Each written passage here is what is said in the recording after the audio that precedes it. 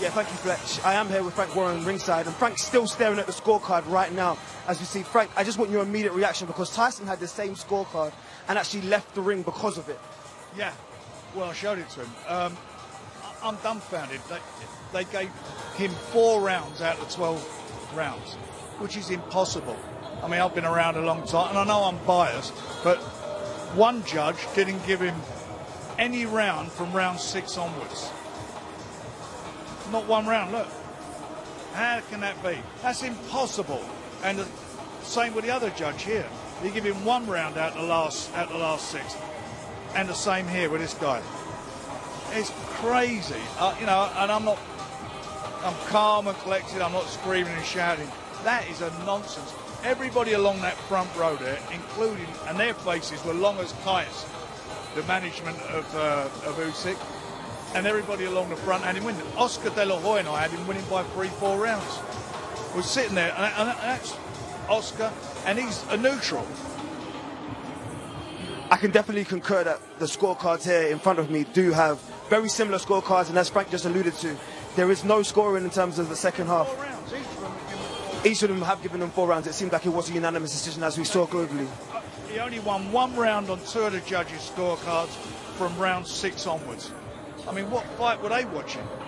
So, Frank, I have to ask you, because I know how Tyson's going to take this. We can see the work that he's putting in this training camp, and we've heard about the way that he's locked himself away from his friends, his family, and even some of his closest loved ones. What's he going to be feeling right now? You know, he's disappointed. You lose, and that's it. That's the business for him. But come on. I mean, first round, you just said yourself, you gave him 4 of the first 6 rounds. What, did he lose every other round then? So, Frank, and this time, because I know how long you've been in the game in terms of a Hall of Fame, is it? I've seen you appeal yourself. I've seen a game of this magnitude, what it means to you. Where do we regroup? What do we turn around and think for Tyson Fury right now? I don't know. He's very, very disappointed. He's gutted. He thought he won it, and and of course we are biased, but I'm not stupid biased. I'm tempered what I'm looking at. And I like to think I know what I'm looking at. I don't know what he wants to do, and I'm not even going to go into that moment. All I know is he's really, really he'll be down, and it's a good boxing performance by him. He used all his physical attributes. He stayed focused. I mean, I honestly, count the jabs, just the jabs.